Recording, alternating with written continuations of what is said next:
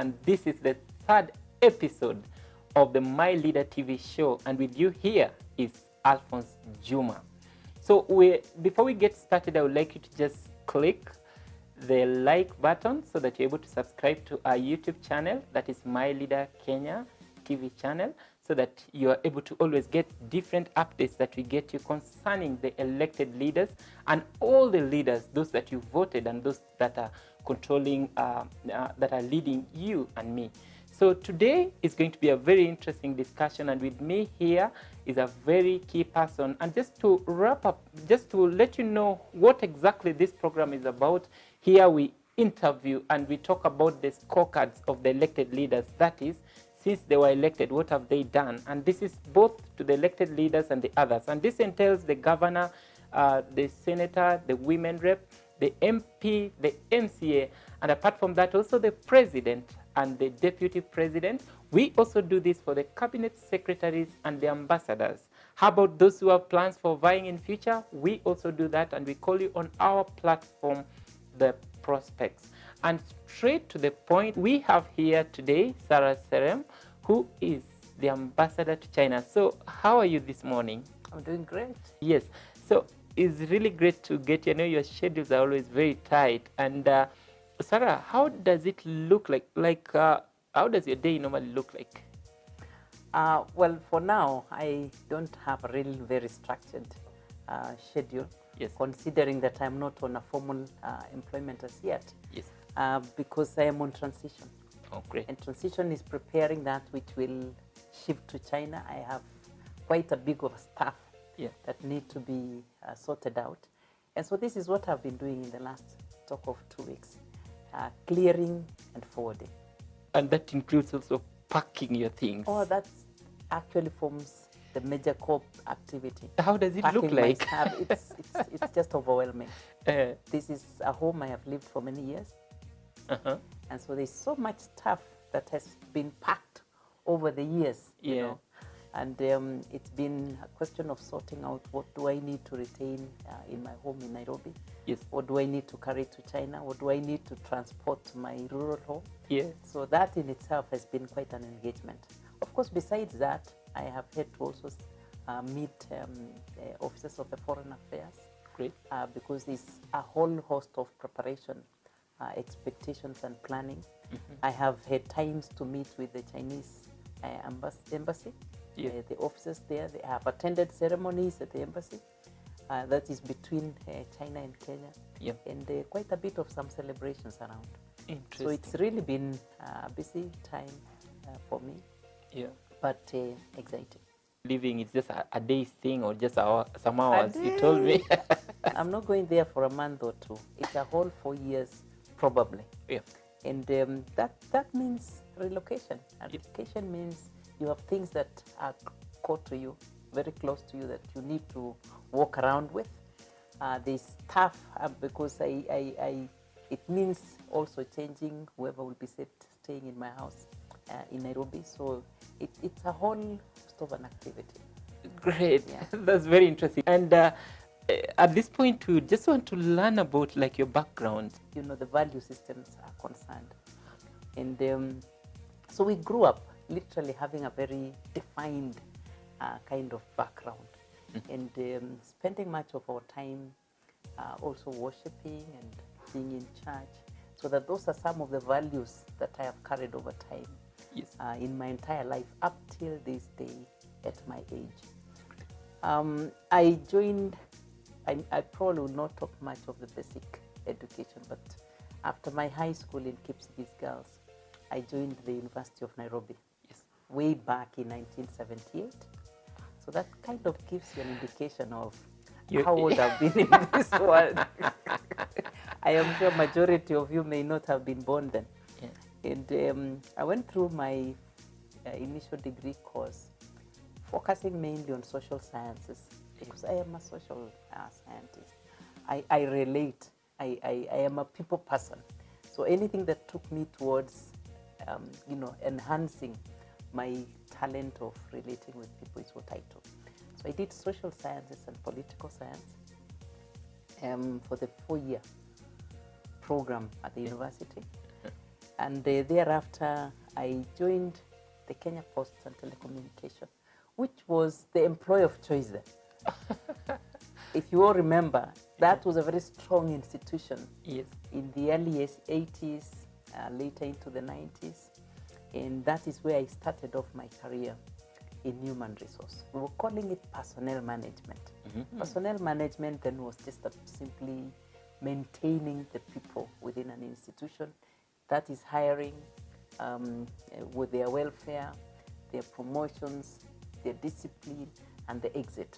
So that's what I did for about 8-9 years within Kenya Post and Telecommunication before I moved up the ladder to Postbank.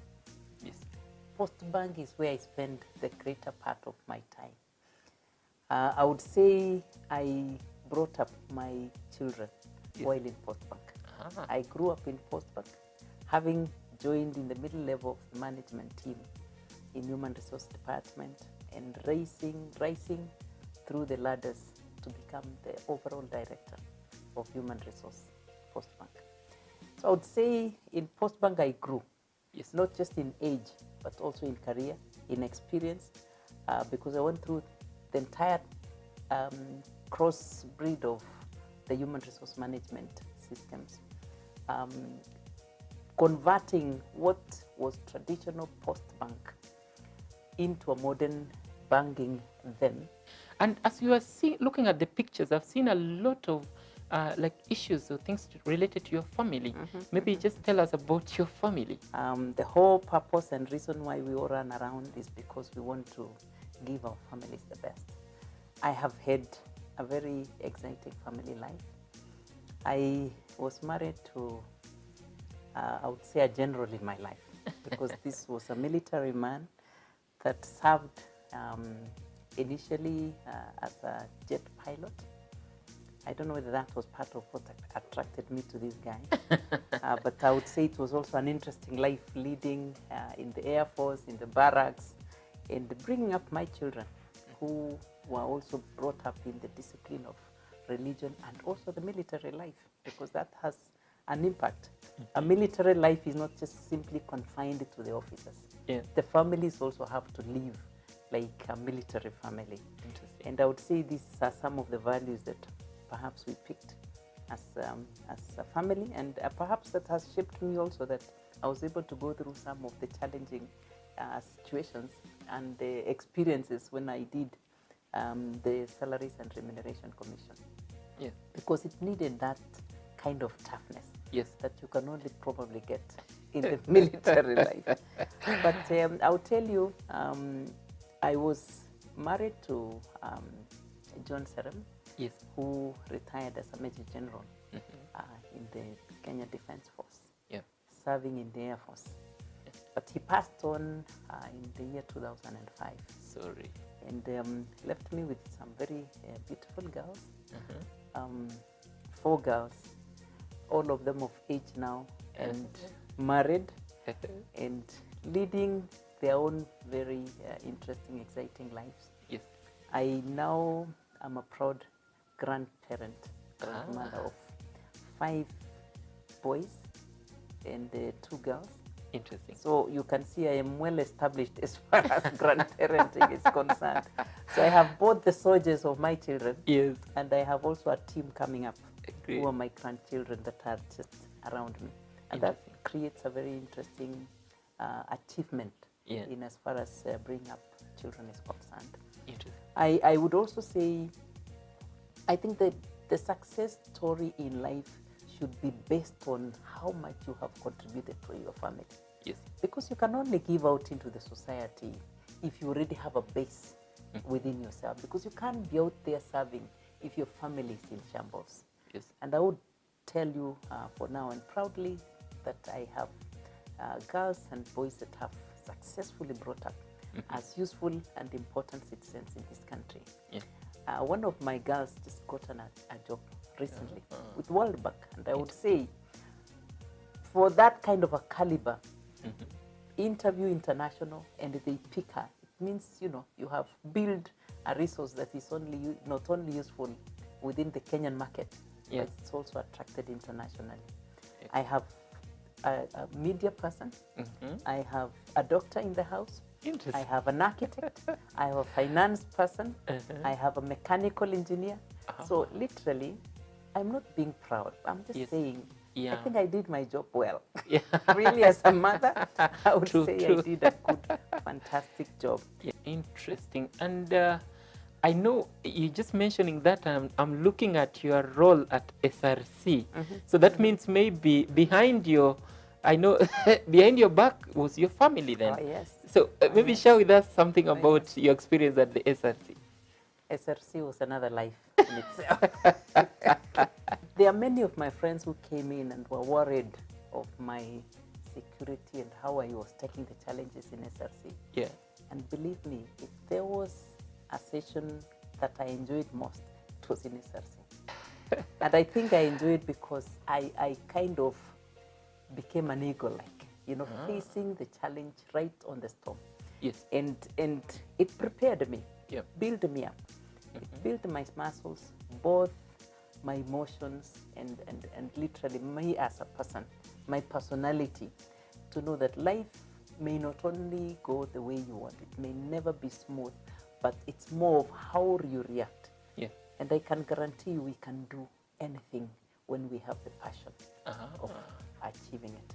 Yeah. And I think what drove me within SRC experience was more of looking at the 45 million Kenyans and comparing with the small team who are the state officers, who literally thought might want to drive the entire nation at the expense of the majority of the Kenyans. So behind my family, whom I wanted to lay a key foundation, I thought every Kenyan deserved a very, very successful life as a Kenyan.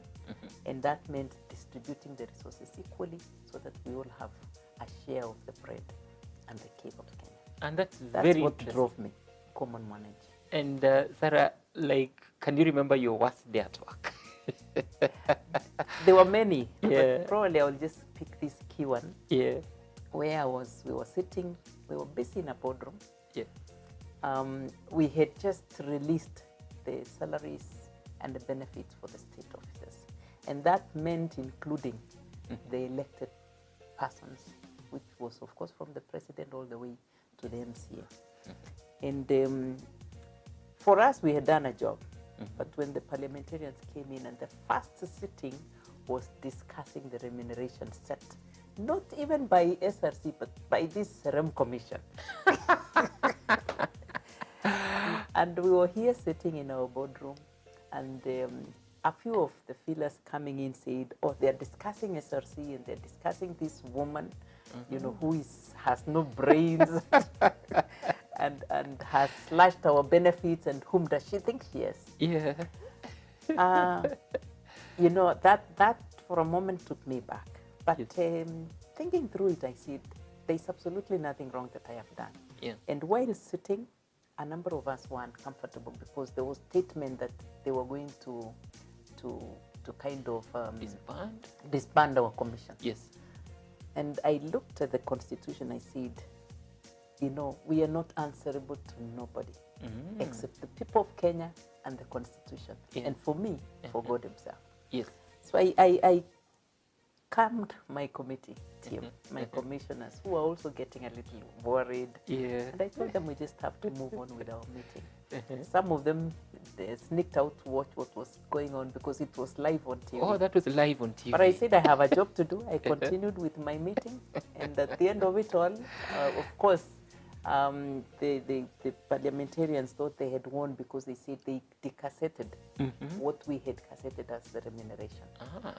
But, they forgot one thing, that SRC setting was law in itself because we were given the powers by the Constitution. Yes. So just cassetting was just to inform the Kenyans. Yes. So if you decassette what we have cassetted, you're not removing the power of setting.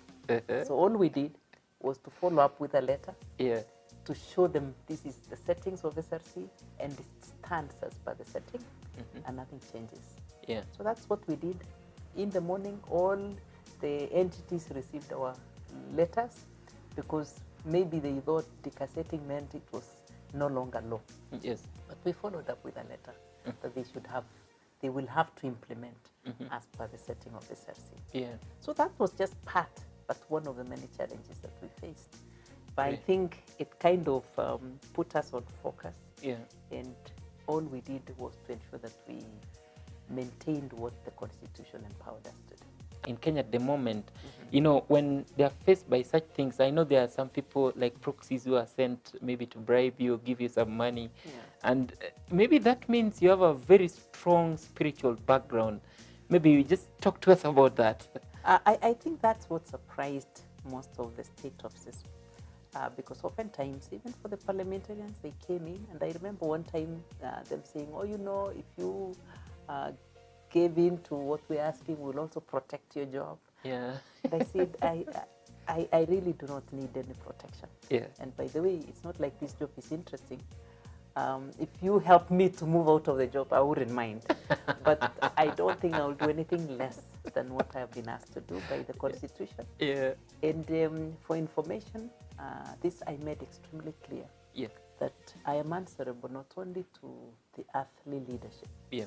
but I also do this as a delegated authority from God Himself. So I am not bribable, in other words. It didn't matter the challenge, but Very rare, I very was rare. not gonna change the position.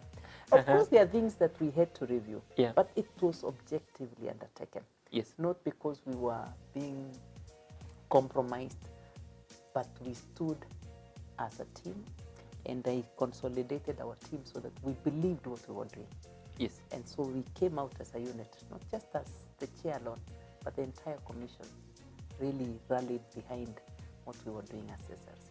After that, and then, you know, everyone thought maybe that was the end of you, and then you just landed at the ambassador, the role of the ambassador. What can you say about that and the transition? I ended up my job in SRC on 15th December, just before Christmas. And I went in a satisfied lady. I was so happy for what I did, for what I achieved. It didn't matter what they will do later. Of course, it pains me that they can perhaps work backwards again. But I think I was a happy person as I walked out. Yeah.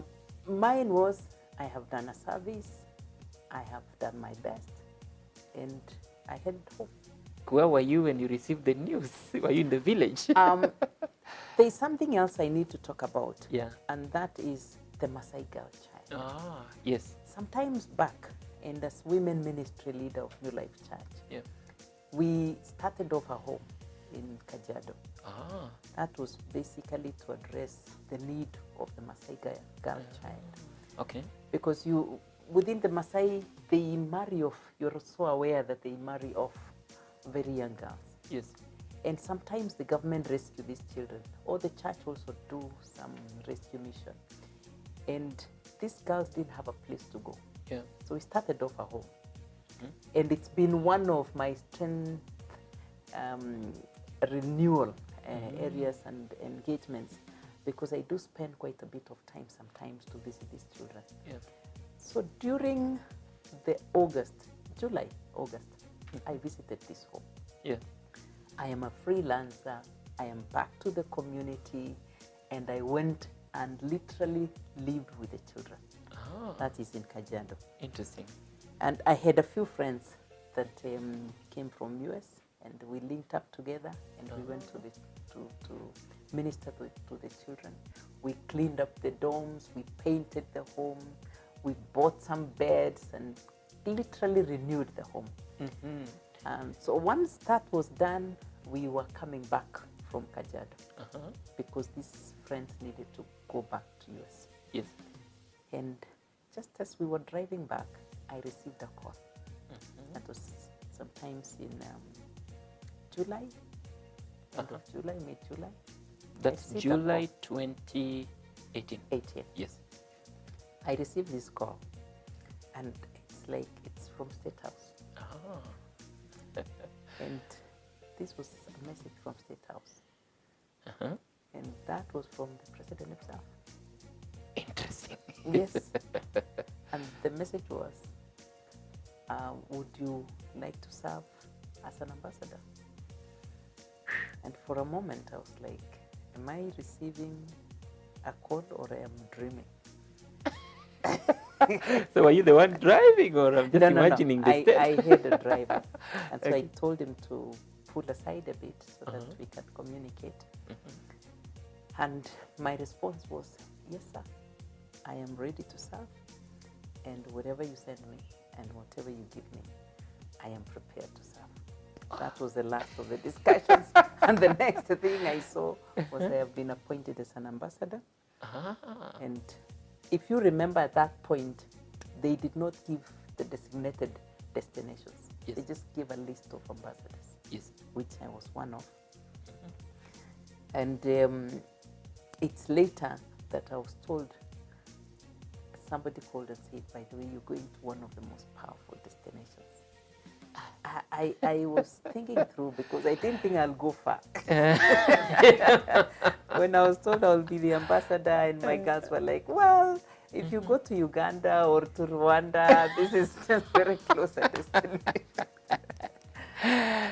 But, you know, one morning I receive a call and I'm told you're heading to China.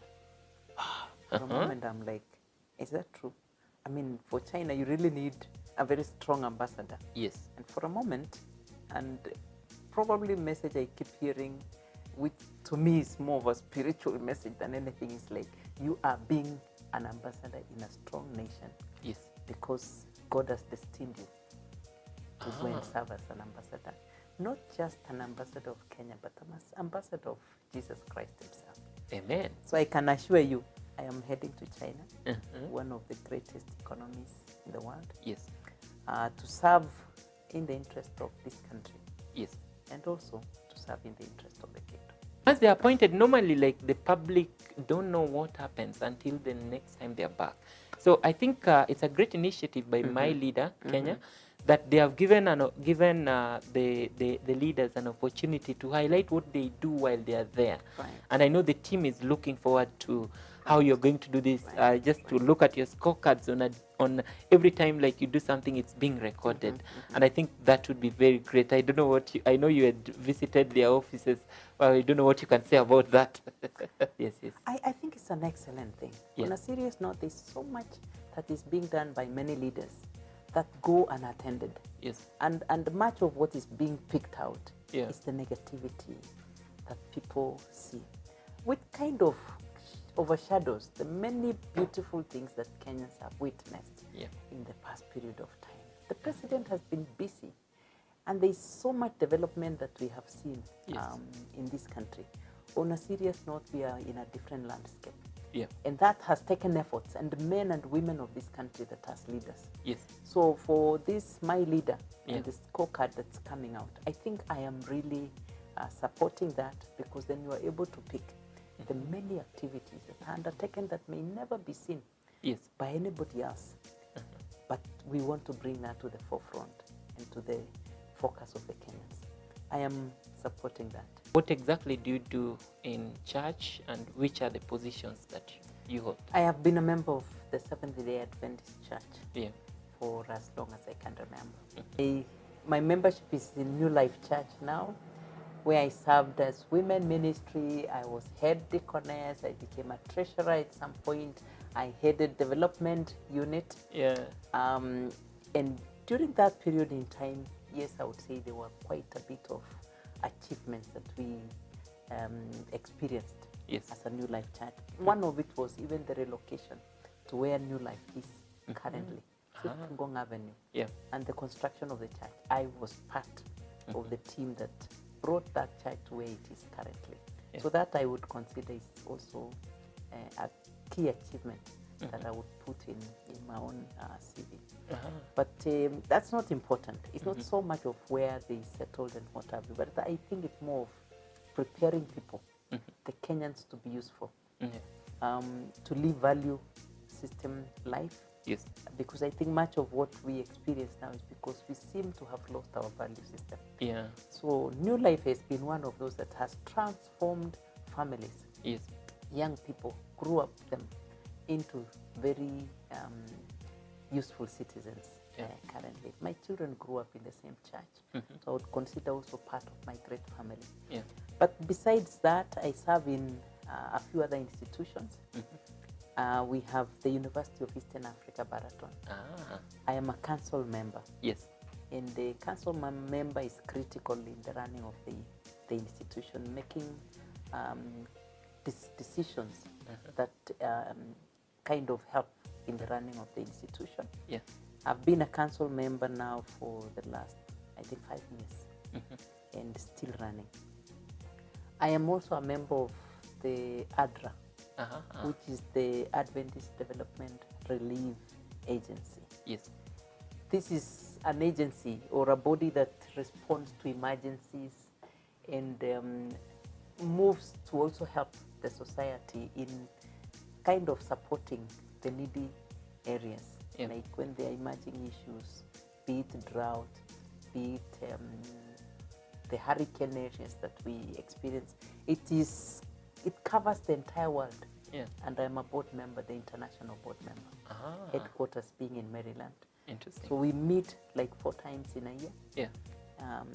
And I have been serving the last close to 10 years. What exactly is the role of an ambassador? We operate in an environment that is not isolated. We have various interests across the globe. Yes. And so the role of ambassador is to enhance relationships with the country that you have been appointed to serve and the interests of the country that has appointed you. So literally being the representative of the president and the people of Kenya, in this case being in China. Yes. So any interests that Kenya has with the country of China, any interest that will enhance our development agenda, that's what I will be championing. Yes. And that's the role of an ambassador, to build relations, to maintain those relationships, and to enhance our interests in the country of representation. What exactly do the youth have in store, especially for your position? What should they look forward to? Interesting destination as of now. I think every little person, and the youth particularly, are aware of the great interest that we have with China. There are many memorandum of understanding because we want to enhance our business and ensure that we have lots of investment opportunities for the Chinese to come and invest in this country. Yes. We don't want them to bring their finished products. My interest is to ensure that we bring more of the manufacturing into this country. What does that translate to us? That there will be more opportunities for employment for our youth. There will be more openings and enhancing the standard of living for those and their environment where these investments will be undertaken. Yeah. And so I see a lot of future for our youth in this relationship that we have with China. Yes. One key other, and which China has played a very important role, is training. Yeah. We have a number of youths currently that have scholarships undertaken by the Chinese government and other private entities that have given opportunities to our children, to our young people. And I think this is very exciting for the young people that I will be linking up as being the ambassador as well to develop and enhance their interests with the government of China and the various investment opportunities. We have currently over 400 investment opportunities that are here based in Kenya. Yeah. And I think it's just a question of coming up with that potential. And if anybody has a business case that they would want to partner with the Chinese, China is more than ready. Yes. I have so many of them lined up who would want to run business opportunities in Kenya. And I think Chinese are very innovative people. True, very true. When you look at most of the investment opportunities that come from China, they have a strong R&D body. There's a lot of research and development. True. And so there's lots of innovation. Yes. So I believe we do not have any limitation when it comes to investment opportunities with China. Yeah, and that is very great. I know in this day and age, everything digital and everything technology is a big thing. And in China, I know there are software developers. And here in Kenya, there are a number of platforms. I know one of them is called My Big Order, which is an order taking app run by young Kenyans who are hosting already more than 1,000 businesses. And I know for such kind of technologies, they'll be looking for opportunities, especially when you go to China. Like, how do you see the linkages of technology that is in Kenya and then in China? Youth of Kenya, Yeah. they're very innovative. It's just a question of giving them the platform. And China is fairly developed. Yes. I will tell you, even as you sit here, it's very possible for a Chinese to get right to your eye, knowing what you're doing, all these systems, and you know most of them have been manufactured in China. Yeah. Pick anything, and it's all manufactured in China. So the systems are also well developed in China, and I think connection between the two would enhance our development and also give even a better opportunity for our youth. So I think that linkage too is very crucial, and Yeah. it will be my responsibility to make sure that that connection is there. And given an opportunity in China, Yes. can you continue farming there? Um, Have you thought about their cows? that I can't guarantee. I think I prefer Kenyan farming. Yeah, maybe than you any can other start country. something more sick there. And then Give me a chance. Watch this. can you speak some Chinese? Oh, pair me that a bit. I will be in China for 4 years. I don't want to start it in Kenya. So when you visit me in China, Yeah. yes, I'll take you through a bit of what I will have learned in China. For now, let's talk Swahili, English, and let's speak our own vernacular languages. Spare China for China. Sarah, I think the achievements you've made, especially for, girl child, strength of a woman, you know, that means a lot. And like she just said it, there are so many things that the elected leaders do, and even the appointed leaders, as you correctly pointed it out, that they do, but it's not mentioned anywhere. Some of them, they spend a lot of money, but no one else. It's not known anywhere. So it will be very interesting, especially to find your profile, because we are going to follow it on a daily basis, what you'll be doing in China.